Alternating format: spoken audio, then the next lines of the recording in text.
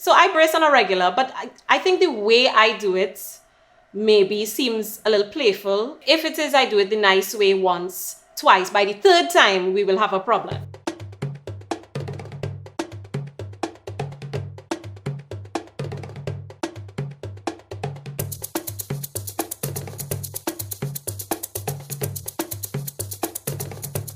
Gotten to the point where pretty much we all know somebody who's been affected by violence in Trinidad and Tobago, particularly during the carnival season. The circle is getting smaller and smaller. Sometimes I think we've become so desensitized to it that when you talk about, well, you had an experience where you were groped or something of that nature, you almost kind of feel as though you shouldn't necessarily call it like I had a violent experience because there's so many people who've experienced worse. I mean, you don't want to be by yourself because you can be you can be accosted, you can be assaulted, sexually assaulted as well as physically assaulted.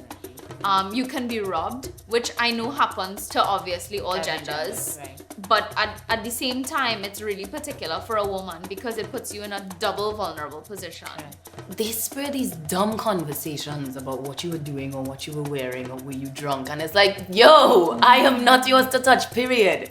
And so I would be very coherent and very much remember everything that happened from the excuse me, let me pass where you have to touch my whole bum to move me.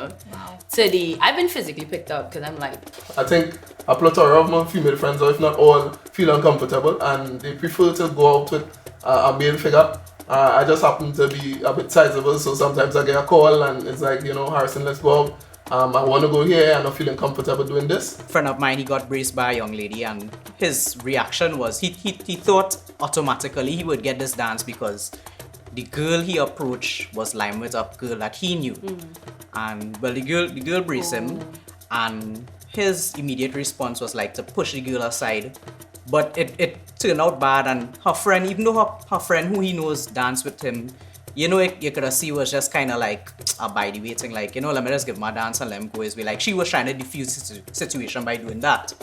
And I kind of had to pull him aside afterwards and say, yo, that kind of wasn't cool now, you know? Not even kind of, that wasn't cool. Because you're disrespecting the girl just because she didn't want to dance with you and you're expecting that she should have danced with you because she lined with your friend.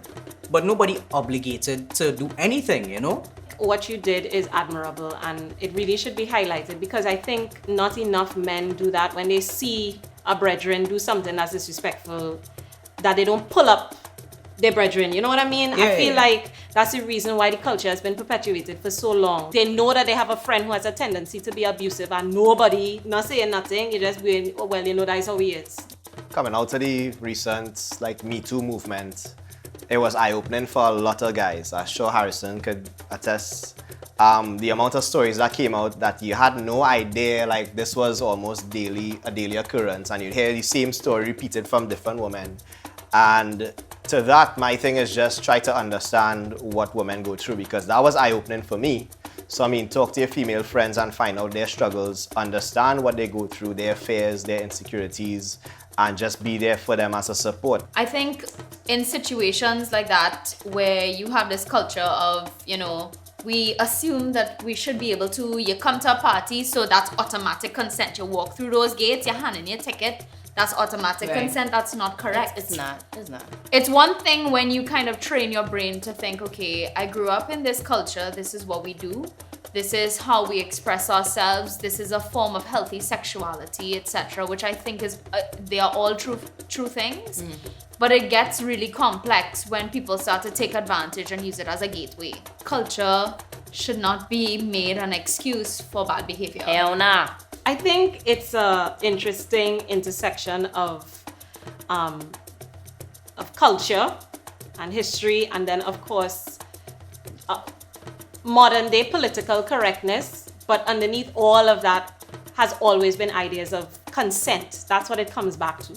Even if you don't necessarily say, ma'am, may I have this dance? You know, there's still the idea that if you kind of, your eyes make four, you kind of, you know, you come up to the girl and you realize she really not feeling it, or she openly says no, then it's no, keep it moving. The thing about it is that the men that do things don't want it done to their people or their family or their sisters or their woman in their life.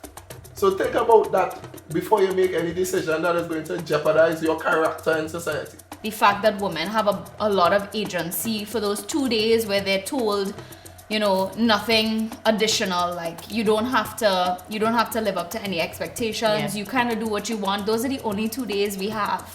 Really? And for you to try to encroach on that space, for me, is like a big offense. Protect the people that is important to you, and protect your friends from making bad decisions, especially your male friends. Talk to them, say, I'm not going through that, you know. If this is your agenda here, I want to know part of that and we're going back home.